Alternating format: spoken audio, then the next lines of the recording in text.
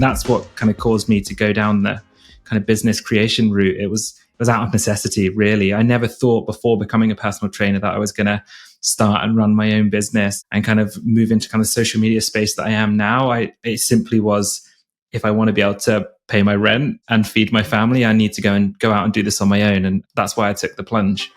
Hello, and welcome to Working Your Way, the podcast dedicated to unraveling the journey of being authentic in the workplace. I'm your host, Sandhya Sudhakar, and today my guest is Michael Ulloa. He's an online personal trainer and nutrition coach. And in a world that's often cramming advice down people's throats or shaming people for not being perfect, Michael takes a whole human approach to health, one that's infused with a good dose of humor. He stands out because of his entertaining videos on Instagram and TikTok that range from dressing up as an avocado and doing a little dance to pointing out other people's damaging advice in kind of a cheeky way. He educates and he entertains, all with a compassionate approach, and he's built a big following in a very successful training business, largely because of his authenticity.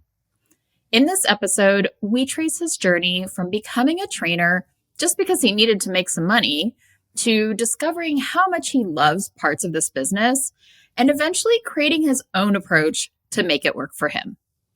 I'm excited to share his story with you.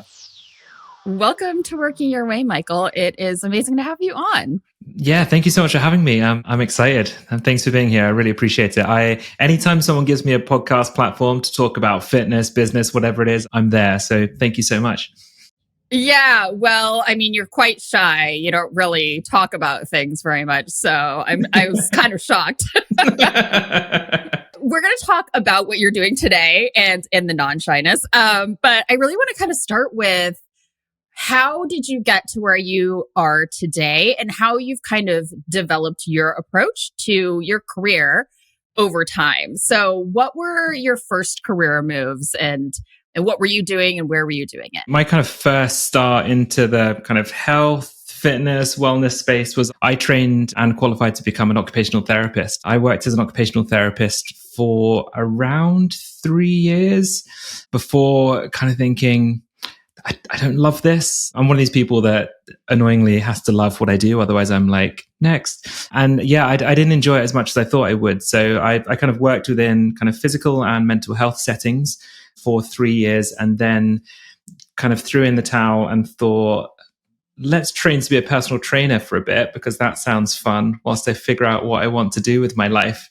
And 10 years later, I'm still working as a PT, and yeah, that was kind of my first shift into the kind of real fitness space. It was kind of accidental. It was only supposed to be temporary, but it was kind of anything but.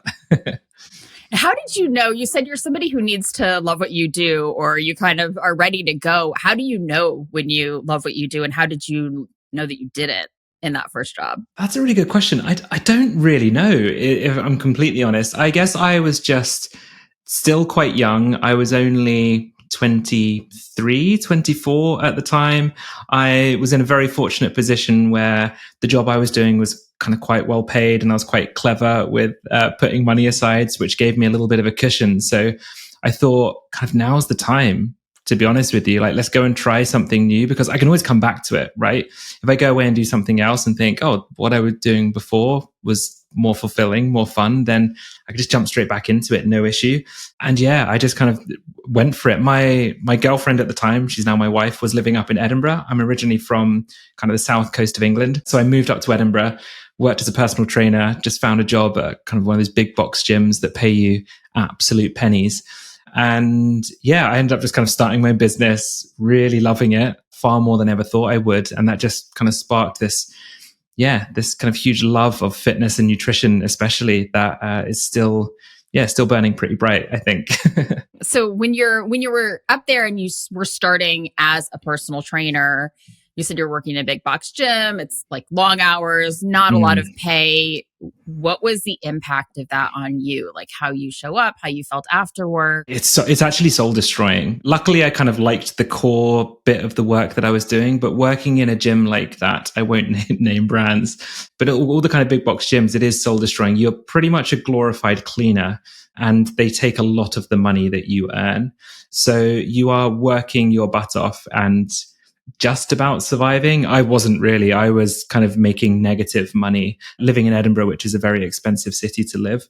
I could only do it for, I think I did it for like 10 to 12 months working there. And then I thought, like, if I'm going to do this long term, I need to start my own business up. And that's what kind of caused me to go down the kind of business creation route. It was out of necessity, really. I never thought before becoming a personal trainer that I was going to start and run my own business and kind of move into kind of social media space that I am now. It simply was, if I want to be able to pay my rent and feed my family, I need to go out and do this on my own. And that's why I took the plunge. Yeah. So you were independently kind of running a training business, an in-person business at the time, I assume. Yeah, all of it was in-person coaching. There's always kind of weird rules around personal training where a lot of gyms will tie you into contracts of like, you're not allowed to take clients away if you leave the space, and working in the city is a bit weird. They can get a bit funny about kind of poaching clients and this kind of thing. So you just have to be really careful with it. So I actually started creating my business while still working there. They found out and they were like, you have to leave or stay and keep your job. And the same day I handed in my resignation letter, I thought, I'm done, I'm out. And so yeah, it was sink or swim, really. I had no money coming in and only a few months to kind of make a good thing of it. Otherwise, I was going to have to find new work. So yeah, luckily it worked out. What do you think was working really well for you in those very early days? I've just never been afraid of working my ass off, if I'm completely honest. I think I'm someone who thrives under pressure. I'm one of these people that kind of pushes deadlines to the limit. I always taking on maybe like a little bit more work than I can cope with. There's something about me that quite likes that. So whilst I was starting up my personal training business, I was finding random jobs in the city as well to keep me going. I was laboring on building sites. I was helping out a friend of mine who's a tree surgeon. Like, I was willing to do anything to kind of make this work because I really enjoyed the work at its core. Yeah, I think it was just my weird work ethic that made it work out, and probably a bit of luck as well, to be honest. Yeah. And I think interestingly, it's also the other things that you were doing while we have a finite-ish level of physical energy in the day. You really loved what you were doing. And so the motivation and the fuel to do all those other kind of odd jobs to make money, do you feel like it was fueled by that a little bit? Yeah, I think so. I do think so. And I don't know. There's something about the fitness space that I just love. Like, I hate it for so many reasons. I mean, if anyone follows me on Instagram, you'll realize how much I despise so many parts of the fitness industry, probably most of the fitness industry, actually. But at its core, there's like genuinely really nice and caring people that are trying to do their best for people. And I've created such a great network of people that I know, mostly through social media, that I feel like is something worth fighting for and really striving to make it work. And yeah, in terms of personal training, the fact that I've been a trainer now for 10 years, like, I'm a veteran. Like, most trainers, 1 to 2 years and then they're out because it's so difficult. It is so difficult. It's a really oversaturated market. You're promised lots of things which don't materialize. You're promised coming in lots of money per hour. There's clients jumping to work with you. And it's just not like that. It's a slog. Like, the first 3, 4, maybe 5 years were just a bit crap. Like in terms of money, it's really difficult, but it's worth sticking it out if you have the ability to do so. It's a really cool job. I love it. What do you love about it outside of the kind of community or other people doing what you do that are doing really great work?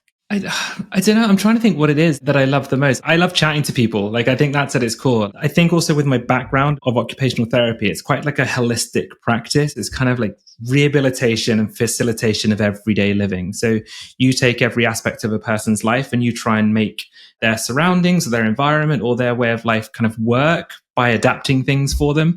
And I think that I've kind of pulled that holistic approach into my personal training. I don't just take into consideration someone's exercise and nutrition history, right? Like, everything comes into play if you're writing up an effective exercise and nutrition plan for them. So I think it is just the fact that even though personal training from the outside just looks like give someone a training plan, write them up a meal plan, job done. Like, there's so much more to it if you're a good coach that you could just never get bored. I truly just feel so lucky to be able to do this job. It's so incredibly fulfilling. I love it. In those early days, were you pulling in the holistic aspect of it as much as you are today? Not at all. This is a conversation I actually had very recently with a new coach. Surviving in the fitness industry is really difficult. So the way that you prove yourself in the fitness industry is all those kind of stereotypical things that everyone sees within the fitness space. Like, it's a lot of before and after photos and kind of showing topless pictures of yourself because, look, I can get fit, so I can do it for you too. So you do naturally tend to fall into that kind of mainstream approach, even if it doesn't really align with your kind of ethics and your direction, simply because it's kind of the only way to show people that you know what you're doing. You can go on social media and be like, oh, I'm going to work with you for months and work on your kind of food. We're going to hopefully make you feel better, but we're not going to push things. Like, there's just so many things that just doesn't sound sexy. Whereas if I say, here's a before and after photo, I look great, I can help you in 6 weeks, like that sells, right? So it's really difficult getting started. I honestly don't know the answer to that. I'm still trying to work on it. I create content around this a lot, and I still really struggle in how we can effectively get coaches started in the industry whilst taking a ethical approach. The way that things are done is the way that people kind of then become conditioned to receive the information in a way. So if that's what people are looking for, they think that's the right thing, right? And so when it's so pervasive, it's really hard to go against the grain. So true. It's so ingrained in the fitness space. And when you call out these practices that are so normalized, it's why you get such a pushback. Like, so many messages I get and comments are very negative because you're challenging someone's livelihood, like their approach. They're like, a lot of people that work in the fitness space, fitness is everything. And they feel like everyone needs to make it everything too. They need to, like, their whole life to revolve around exercise and nutrition. And the large majority of people, that's just not the case. So I think as soon as you start challenging that, you get a lot of pushback and a lot of criticism. But yeah, I like to think I'm being part of that shift within the fitness space. There's a long way to go. Don't get me wrong, but I truly feel like we're slowly getting there, I hope. Michael's talking about this kind of template that seems to exist in his business. And I think it exists across a lot of different types of businesses. In his space, it's if you want people to believe you're credible in the fitness space, you have to have six-pack abs and condone all carb eating. And while I think in hindsight, it's easy to see, oh yeah, I don't agree with that. I'm not going to do it that way. It's not always as obvious when you're right in the middle of it. And I see this a lot in the entrepreneurial world. If I want to be successful doing something, I look to the people who've been successful doing it before me, and I follow that plan.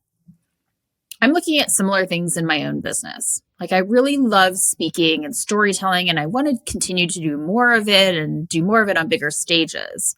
And there's this kind of template for how the people who do it have gotten there and how they market themselves. Be a researcher, write a book, sometimes pay a lot to self-publish, do a TEDx talk, and become a keynote speaker. And I'm really trying to think outside of the most common constructs to do things in a way that feels more aligned to my strengths and the things that I really enjoy doing. If we think about this in the corporate world, it could look like how you get to a certain role or a certain level. I have to do XYZ to get there, or have certain titles on my resume to be able to do XYZ. Or if I'm going to be credible as a leader, I have to have specific traits that mirror what other people in those seats have. I'd encourage you to question the templates that you have in your head about how you think you have to achieve certain goals. Is that really the only way? Or are you just not seeing other ways to get there? Yeah. Well, and you mentioned to me before that you did a stint that was also more mental health focused, or you have some experience in that space. And that feels like something that you bring into your work as well. A little bit. I kind of worked in an area that was perhaps kind of more severe diagnoses. So the layover is quite limited. But I think just the fact that I've had a placement working in mental health has always made me quite aware of how lucky we are, or how important it is to have good mental health in terms of having a kind of functioning and healthy life. I would never say that I've kind of struggled with mental health issues, but I definitely have had issues with anxiety, with body image, and a lot of things that probably a lot of personal trainers have dealt with, whether they want to talk about it or not. So I've been able to kind of pull on all of these experiences that I've had throughout my life that hopefully make me a better coach, because I can relate to the people that are struggling with these things. And I think when a personal trainer doesn't acknowledge all of these aspects, it's usually a bit of a red flag, because if you're not prioritizing the mental health aspect, then nothing's really going to work long term. It's all going to be pretty short-lived. So as you launched your own independent business, how was the transition? How did the transition happen from in-person training kind of in a more traditional sense to what you're doing now? Yeah, so I started my first business up with a friend of mine, actually. So we both left the gym at the same time, and it was all in-person coaching. And it's exhausting. Like, I feel like there's only so many years you can work at full capacity as an in-person coach before you burn out. Because most people that want personal training, they want it before work in the morning, kind of 5:30, 6 a.m. And then they want it in the evening after work. So you kind of have weird periods in the middle of the day where you're free, but no one else that you know or want to hang out with has time in those times of the day. So literally your whole life becomes about work. And that was me for like 4 or 5 years doing that.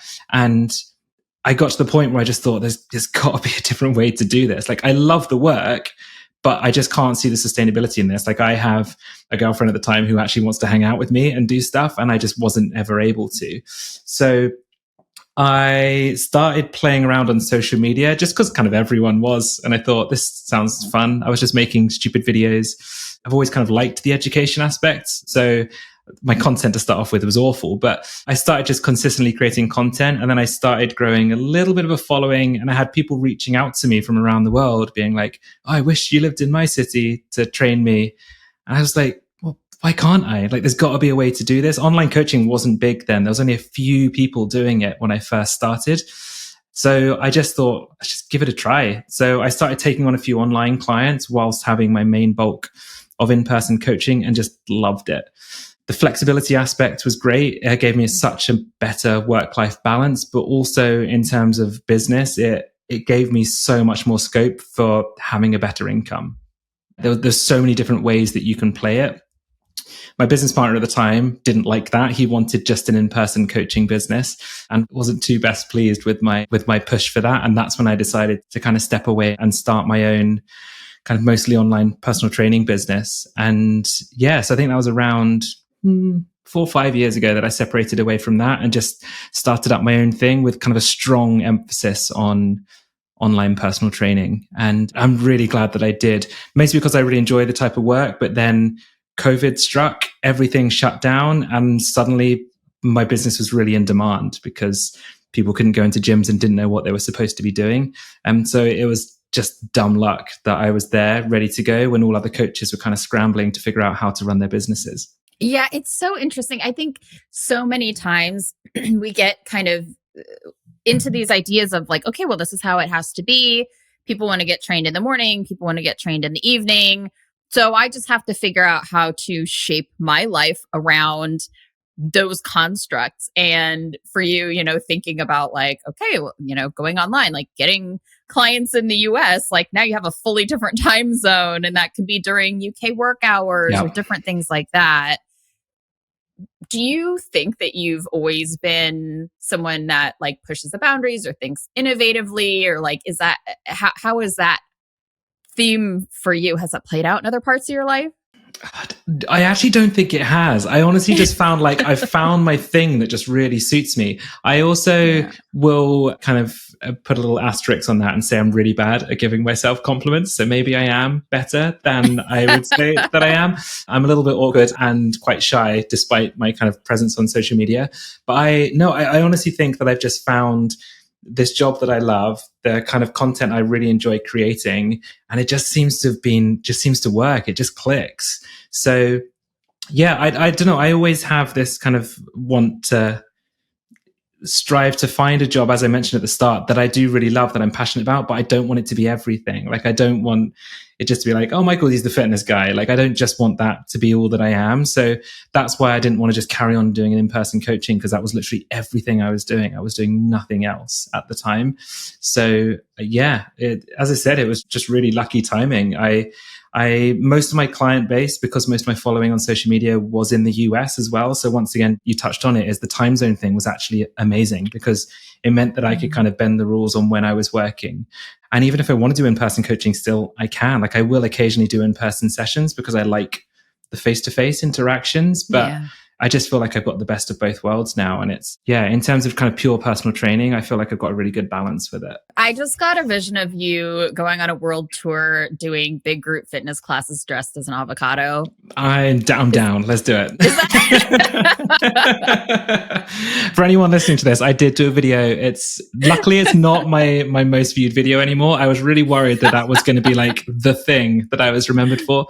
Yeah, I danced as an avocado on, I can't even remember what the topic was now. I don't think there really was a topic. It's just me dancing as an avocado that went a bit viral on Instagram. But yeah, that's kind of my whole messaging, right? Like, this is why I think I like social media. I never take myself seriously. I find it really difficult to have kind of only serious conversations. I like to kind of inject a bit of personality into it. And that's what social media has really allowed me to do, is just kind of make a bit of a tit of myself whilst creating fitness content, which is usually doesn't go hand in hand, because a lot of fitness professionals, they're very serious. Like, fitness is my life. I will show you my six pack and this is what you must do. Like, no pain, no gain, and all this stuff. And I'm not like that. If I can break down barriers and have people kind of coming into the fitness space that usually feel quite unwelcome, then I've won. Like, that's always the goal there. Yeah. My analysis of this situation is, one, you're just being you. And so you started making funny content for the internet. And two, necessity breeds innovation, or there's some saying around that. And like, because you love this work so much, you were like, I will figure out how to make this work come hell or high water. And so those two things conjoined. Pretty much. It just kind of clicks. And I love it. Like, I'll do consultations with people. Most of the work I get now, people that followed me on Instagram for like 6, 12 months, 2 years, 3 years. And then when they want support, they're like, right, I kind of trust this guy because he's not tried to sell me any nonsense or flog his supplements. And the best compliment I can have is when people chat to me, they're like, oh, like exactly how you are on social media. Like, just, you don't take things too seriously. Like, I feel that's really important. That is really important. And unfortunately, so many coaches, especially within the space that I'm creating content for, the body positivity, body neutrality, whatever you want to call it, a lot of coaches have co-opted the space and don't truly believe in the messaging behind it. They're doing it because it's quite fashionable at the moment to talk about these topics. Whereas every piece of content I've created, like, I truly believe in it. Like, I will fight to the death over something that I create because I truly believe in it and I know the research behind it. And unfortunately, there's a lot of people that aren't like that. That's what kind of keeps me going. I touched on this earlier in the episode where I was talking about how Michael's taking his own approach to marketing his business that's well outside of the norms in this industry. This is part of him finding his authentic way to do what he loves. Now, before he got to this stage of success, he recognized that, one, he loved being a trainer, and two, that he hated a lot of the things that came along with that job. Working long hours, before and after work hours, where everybody else he wanted to spend time with was actually free. Working at a gym with an exclusivity clause that keeps a big part of your earnings, or selling unrealistic results and unhealthy practices just to get clients. I love how Michael followed the work and the love of the work and innovated around all the other factors. Like, I like the actual client work, but I don't like all of the other parts of it. In episode 16, we talked about taking the work that you do and doing it as a consultant or independent, which is one way of doing the work you love in a different context. But you don't have to start a business to innovate in your job. In episode 14, I mentioned something called job crafting, which is essentially also what Michael did over a period of time, kind of taking the different elements one by one and crafting them to make them work for him. Changing how you get your work done, or changing who you do it with, like he did, finding a client base that was more conducive to the hours he wants to work because they were in another country or time zone. You can even change your mindset around the outcomes of your work. And there's a lot of great research showing how making these small changes or innovating in these small areas of how you work can actually lead to significantly better job satisfaction. So with everything Michael's done to make his work for him, how he's gone against the grain of an industry, it did bring one unexpected consequence. And that's people who don't like people who go against the grain. And for Michael, it's the people who critique his message online, including a lot of other online trainers who have built their businesses on all the things that are wrong about this industry. I ask him about this next and how he handles that aspect of his work.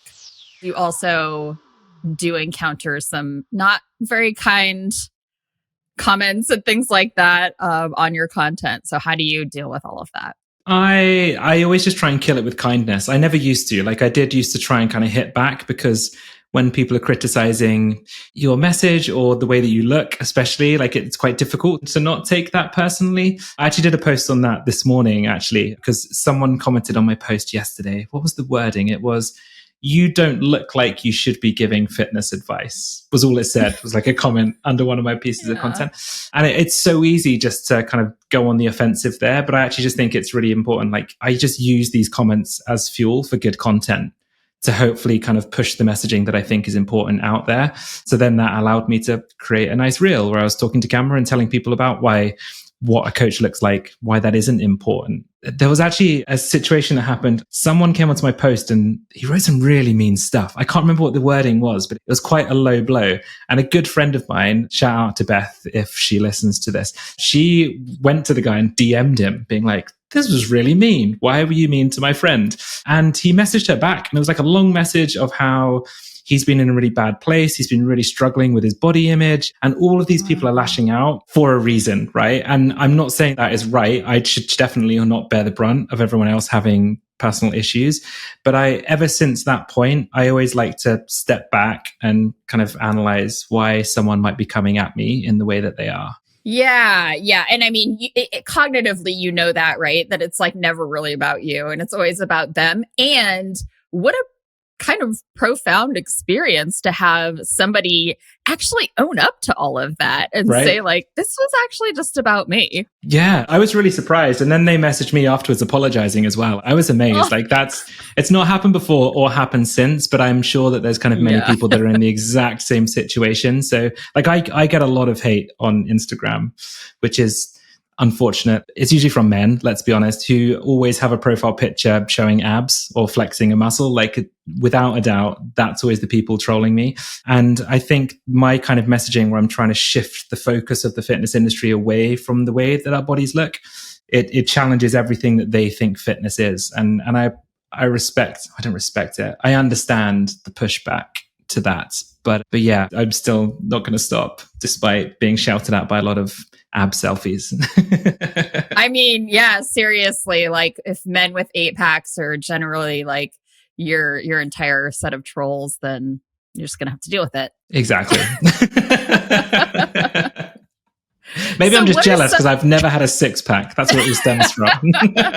Exactly. Yes, exactly. You're attracting that particular hater. I think so. Your own ego. So what are some of the beliefs that you have and the understanding that you have of the health and fitness and nutrition space that are challenging the norms of what's out there? It's mostly around kind of image, like body image and our perception of what is healthy and what is fit, right? Because the fitness industry will have kind of the men's health, women's health standard, right? Like the image you nearly always see on the front of these magazines is someone with bigger muscles than average, much lower body fat percentage than average. And this is what's put on a pedestal of like the pinnacle of health and fitness, right? This is what we should all be striving for to prove to ourselves and others that we know what we're doing or that we are working hard. And my messaging is constant in that health and fitness is on a spectrum, and that is so wide. We shouldn't all be striving for a certain look because most people will never ever achieve that and don't ever need to achieve that. We can be fit and healthy in all body shapes and sizes because that range is so wide. What is fit and healthy for me wouldn't be fit and healthy for someone else, etc., etc. And I think that's the kind of at the core that is the main issue with the fitness space. The fact that we have to look this way, you have to eat a certain way to be fit and healthy, where in fact, every single thing that we do should be personalized for us as an individual. Like the way that I eat would not work for you. The way that you eat would not work for me. I'm lactose intolerant. If I eat dairy, bad things happen. Whereas other people, dairy might be kind of the foundation of their diet. It's a really good way of getting in kind of high quality protein and calcium, etc. Like I just think that we need to shift away from this one size fits all approach, which unfortunately is what 99% of the fitness industry is still pushing. Yeah. And I mean, to address the kind of elephant on the table, it's like as a straight white male who's Mhm. able-bodied kind of coming into this space, like what has that been like for you? Yeah, it's always something that I always like to acknowledge every time I do these podcasts. If anyone's ever listened to me on podcasts before, I've spoken about this a few times.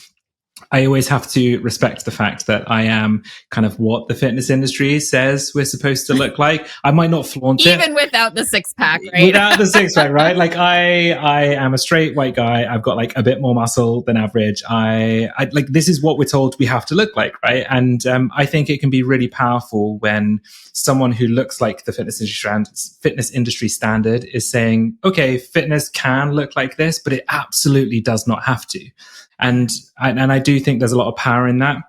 I also have to respect the fact that because I look like this, more people will listen to me and my messaging, whereas those within the fitness space who have bodies that don't look like the fitness industry standard probably have better content, better messaging than I do, but will get pushed aside. So I always try and use my platform to hopefully amplify the voices of those that are marginalized.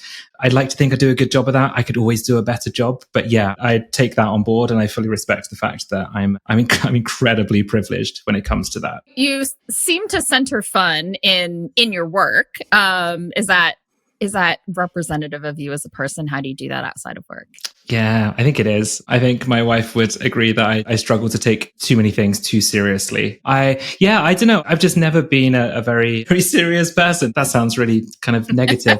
I think it also stems from like the music and stuff I used to listen to growing up. Like I used to kind of skate and stuff, and I just never took anything really that seriously growing up. Probably didn't take school and studying and stuff as seriously as I should have at the time.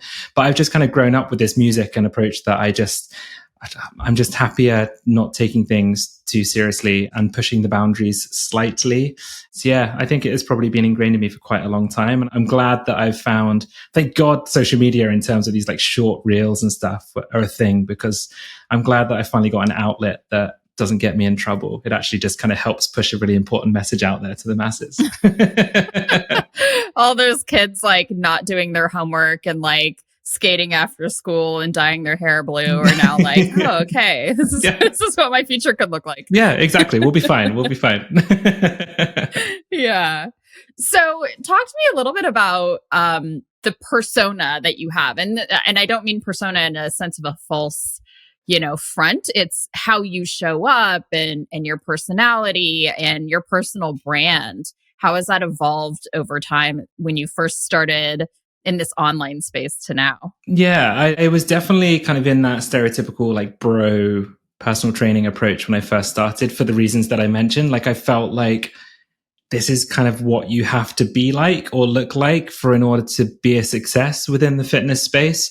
So I was very much image focused, obsession with calorie counting, not doing cardio because it will ruin all my muscle building process. Like all of these things that are the stereotype, that was me to start off with. And it's really unfulfilling. I think it's been a good kind of personal journey along the way as well, in the fact that I did just used to focus on building muscle and changing the way that my body looked. That was the focus of everything I did for fitness. And I realized that the more weight I was lifting, the more muscle I was growing, I wasn't getting any happier.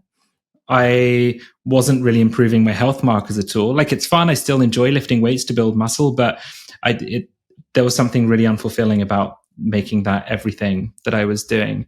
So yeah, it's just been a really nice natural progression, like a small evolution over time of working with some brilliant clients who have been quite honest about my approach, meeting other practitioners who I really respect their messaging and have kind of tried to channel a lot of what they're putting out there. And then, yeah, it's just been a real small progression over time. I'm also a very evidence-based practitioner. Like I've done a lot of further study within nutrition too. And I think if personal trainers were honest, if they started to really look at the research behind a lot of the practices that are normalized within the fitness space, they are incredibly damaging or have the potential to be incredibly damaging. So yeah, it's just been a really cool journey over the last 10 years of shifting away from that kind of mainstream approach and being a bit more holistic and really caring about people as an individual rather than just getting good before and after photos. I also annoyingly am really empathetic, like probably too much so, whereas I can sometimes that can go at the kind of detriment to myself and my own feelings.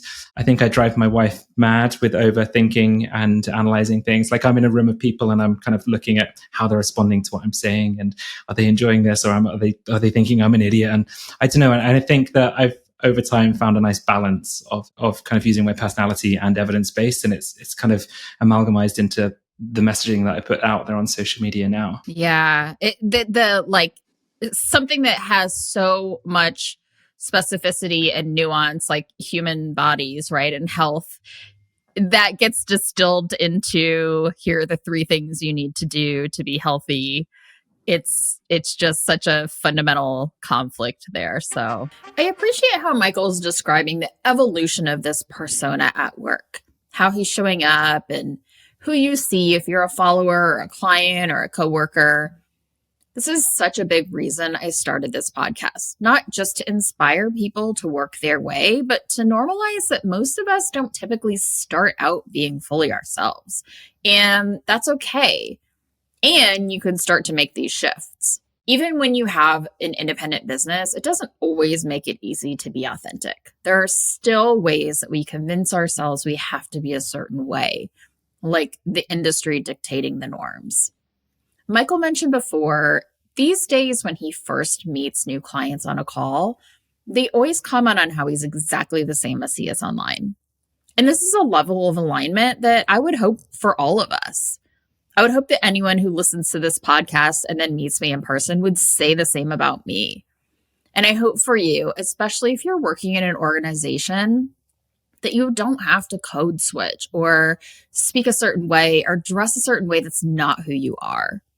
Having that alignment allows us to not waste energy and attention on hiding or masking, which those are things that ultimately might lead to burnout. So you mentioned you had some clients that gave you feedback at one point that impacted your approach. What was going on there? You don't need to share the exact feedback. No, I'm an open book. I'm happy to. I did a post a while back. The one thing that sticks in my mind, and I've had others, but this one sticks there, is I did a post about, I think it was about the impact that a parent can have their behaviors on the way that their children will replicate them in terms of exercise and nutrition. And I think I worded it incredibly badly. I kind of know what I was getting at, but it was along the lines of, you should exercise and eat right, because if you don't, your kids will follow your lead. But I think I didn't get the messaging out perfectly. And it was along the lines of, we're under enough pressure as it is. Life is incredibly tough and hard. We don't need personal trainers berating us for our behaviors when everything isn't within our control. Along those lines, right?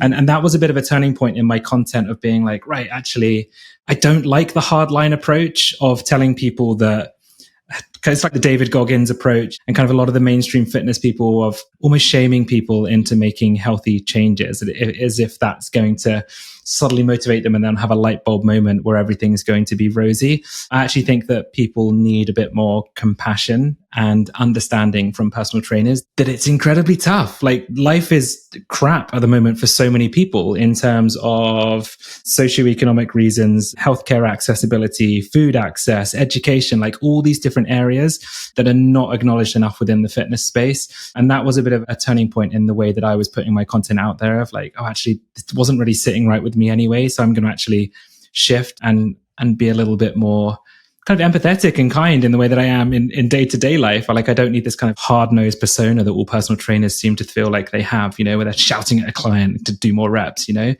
just wasn't me. So yeah, that was kind of one of the moments that changed things, I think. Yeah. I'd love to hear, one of the things we talk about on this podcast a lot is what tools have helped you along the way become a better person, a better leader in whatever capacity you lead. How do you evolve in your career and your craft? So what are some things that you really rely on? Yeah. Do you know what? I would say it's actually just the people that I've surrounded myself with have been huge, like in terms of friendship and business. I think when I first started as a personal trainer, none of my friends had ever started businesses before. So I didn't really have anyone to lean on or to ask questions to.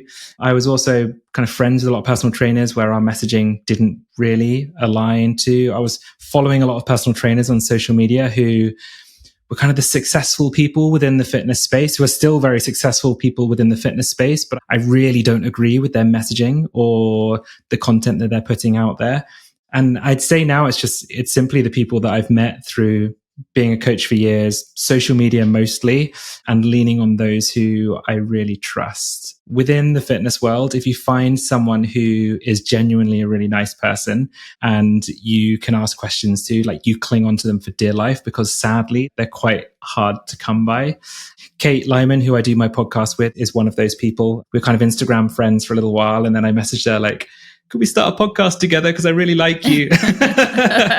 Yeah. And I think I've surrounded myself with these amazing people that just really inspire me to kind of want to push my business on and to help as many people as possible. And that's been a game changer. I would also be a bit mean here, not to mention my wife as well, who has just been so damn supportive of everything that I've done. From the moment I said I want to start my own business up, when we had no money and we were barely paying our rent, and she was like, yeah, let's do it. I think you can do it. So I've had some like amazing support from her from the get-go, and that has just made things so much easier. Has she ever just looked at you, like walked in when you're creating a video and just like, you're completely ridiculous? So or does that happen regularly?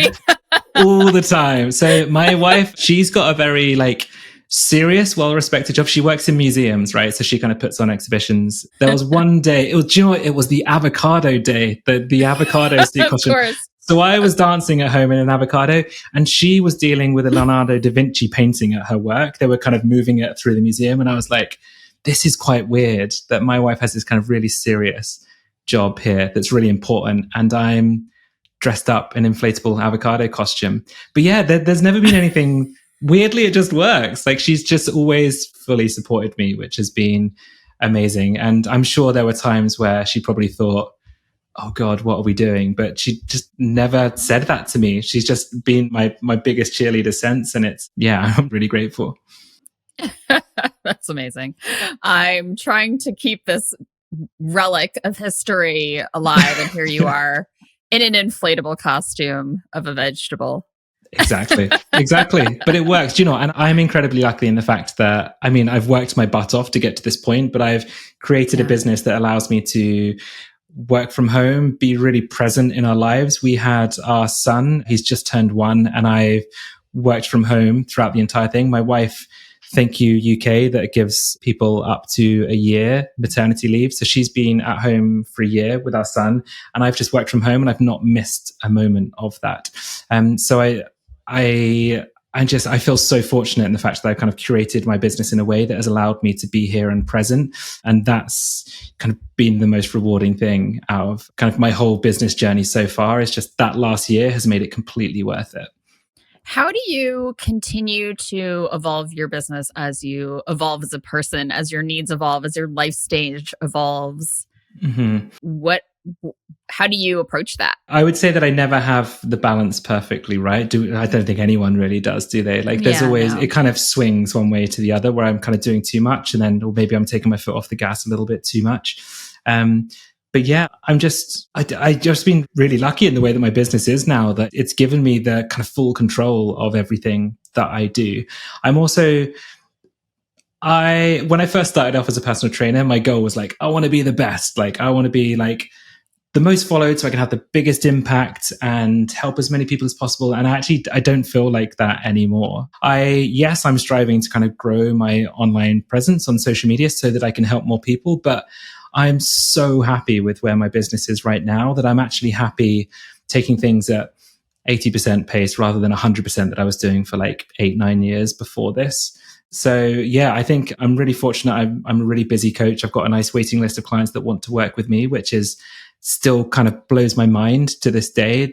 So I just feel like I'm in a really good place with it. And it means that I can spend time working with clients, which I really enjoy, and then spend time creating stupid videos on the internet, trying to help people. And I've got this really nice balance now where I actually spend probably as much time doing social media work now, maybe more than I actually do coaching people. So I've got a real nice balance there.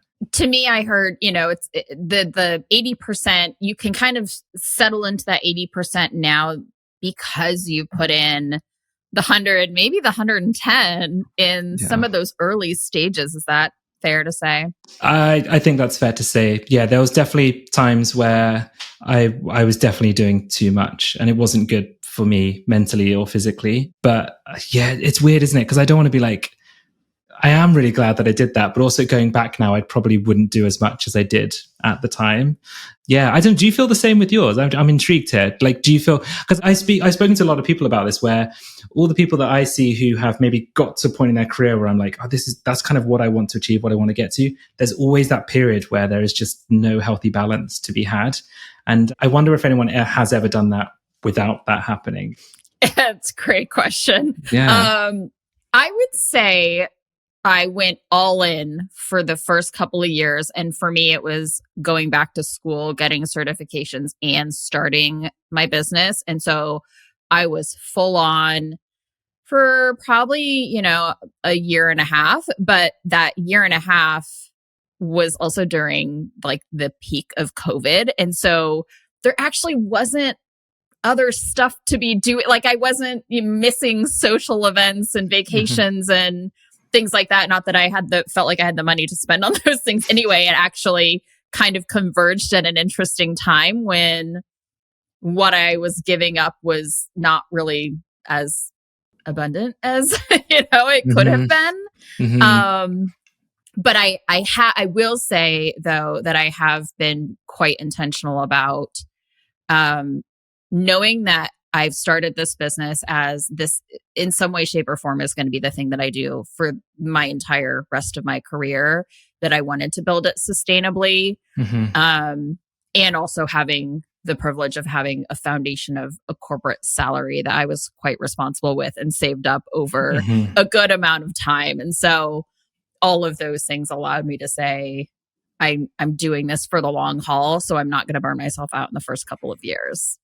So. It's difficult, isn't it? It's really hard to find that balance. And I would definitely say that my friendship circle now is a lot smaller than when I first started my business. That's probably a good thing, I guess. But yeah, I feel like I've probably not given a lot of people the time and effort that I maybe should have throughout that period, because you are trying to juggle everything, right? And then we just kind of thrown a baby into the mix as well, and studying as well.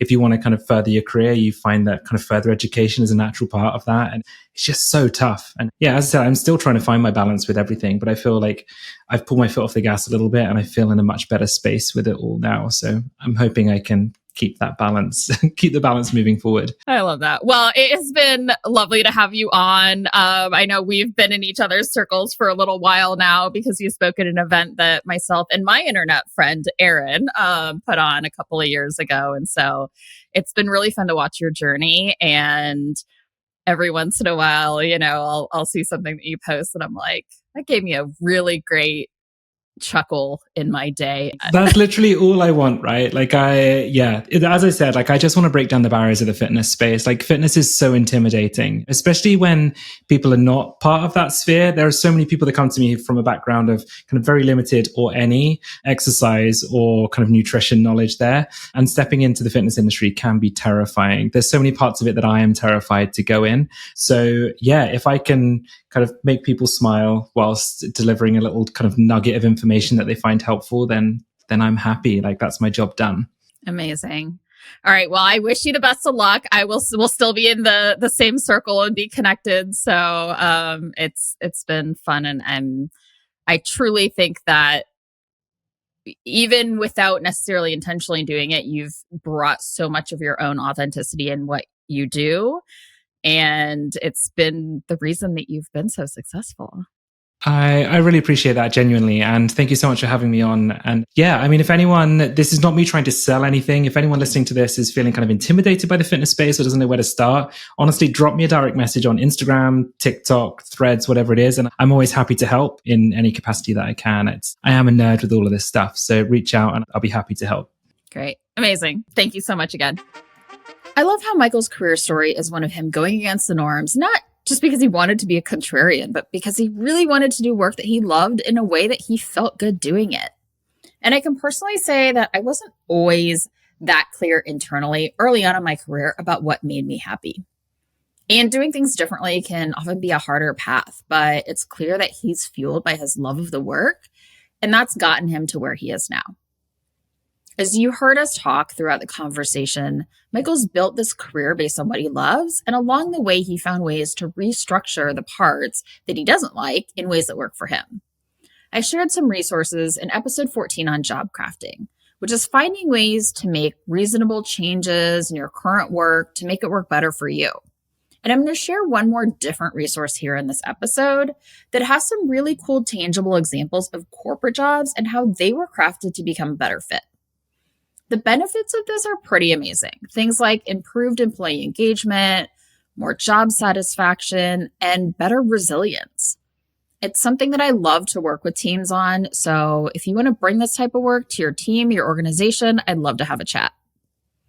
And maybe everyone is sick of hearing me say this, but when you're working in an organization, you can make changes in your job and you can ask for what you need. But it's critical to do this self-exploration to know what changes you would want to make or what things you might need from your manager to thrive first. And then you can make the ask. And it's usually pretty clear how it'll not only benefit you, but it'll also benefit the business. Today, you can start by asking yourself, what elements of your job do you love the most? And what elements do you hate? Or which elements feel draining? And then ask yourself if they have to be that way, or if maybe you just never ask the question.